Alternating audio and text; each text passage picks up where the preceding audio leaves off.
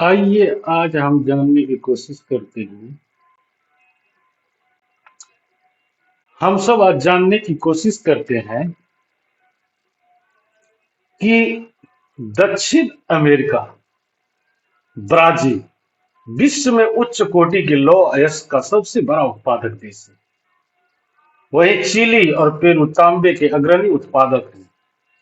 Brazil और Bolivia विश्व में चीन के सबसे बड़े उत्पादों में से हैं। दक्षिण अमेरिका के पास सोना, चांदी, जस्ता, क्रोमियम, मैग्नीज, बॉक्साइट, अभ्रक, प्लैटिनम, एस्बेस्टस और हीरा का विशाल निक्षेप भी है। खनिज तेल वेनेजुएला, अर्जेंटीना, चिली, पेरू और कोलंबिया में पाया जाता है। और अफ्रीका की अगर हम बात करें तो अफ्रीका खनिजों के संसाधनों में सबसे धनी है।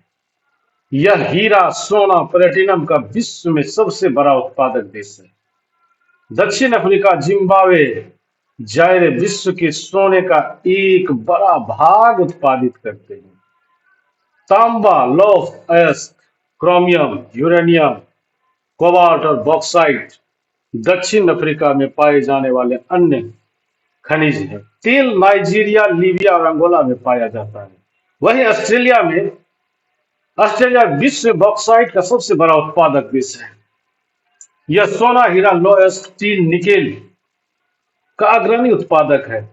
यह तांबा, सीसा, जस्ता, मैग्नीज से भी संपन्न है। पश्चिम ऑस्ट्रेलिया की काल मुरली और कुलगार्डे क्षेत्रों में सोने का सबसे बड़े निक्षेप है। वहीं अंटार्कटिका की अगर हम बात करें तो विभिन्न खनिज निक्षेपों में पूर्वानुमान से कुछ संभवतः विशाल के लिए अंटार्कटिका का भूविज्ञान पर्याप्त रूप से सुप्रसिद्ध है।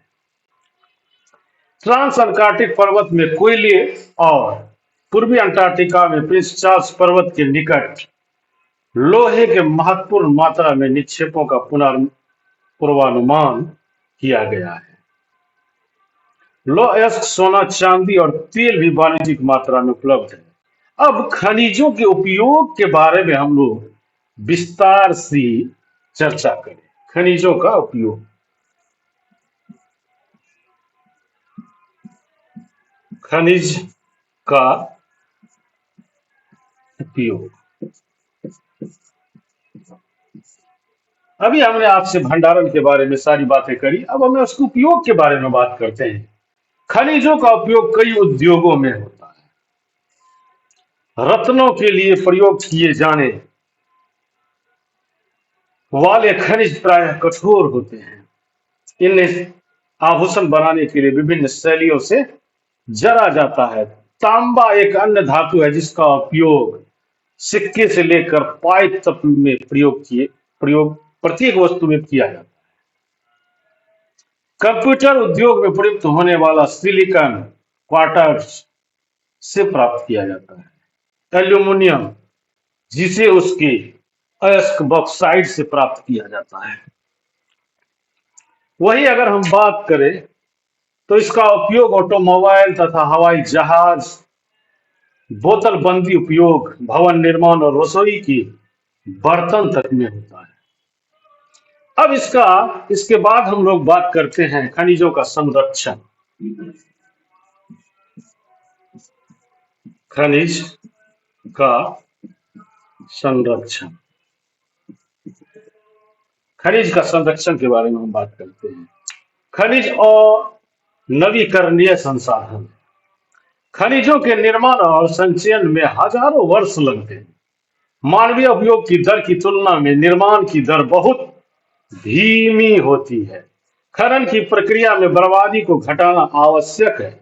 धातुओं का पुनर्चक्रण एक अन्य तरीका है जिससे खनिज संसाधनों को संरक्षित किया जा सकता है। इसके साथ साथ अब हम लोग इसी कड़ी में समझने की कोशिश करेंगे शक्ति संसाधन। शक्ति संसाधन। अब शक्ति संसाधन के बारे में हम लोग जानेंगे कि शक्ति संसाधन क्या होता है। तो सबसे पहले इस चीज पर बात करने से पहले एक उदाहरण स्वरूप एक बात को हम लोग समझने की कोशिश करते हैं कि यदि आप अपने घर में हैं और जैसे कि आप गर्मी का महीना है और आप बिजली से चलने वाले पंखा आपके घरों में लगा हुआ है, तो जब तक आप उसका स्विच नहीं देंगे, स्विच ऑन नहीं करेंगे, तब तक वो पंखा चलेगा नहीं, उसमें विद्युत की प्रवाह नहीं होगी उसके तारों में, तब तक नहीं होगा। तो उसी प्रकार इस बात को समझने की कोशिश कीजिए कि शहरों के जीवन आरामदायक प्रतीत होता है, लेकिन विद्युत उपकरणों जैसे गजट कहते हैं, जो सभी बिजली की खपत करते हैं और अधिक से अधिक निर्भरता मांग और पूर्ति के बीच विशाल अंतर पैदा करती है।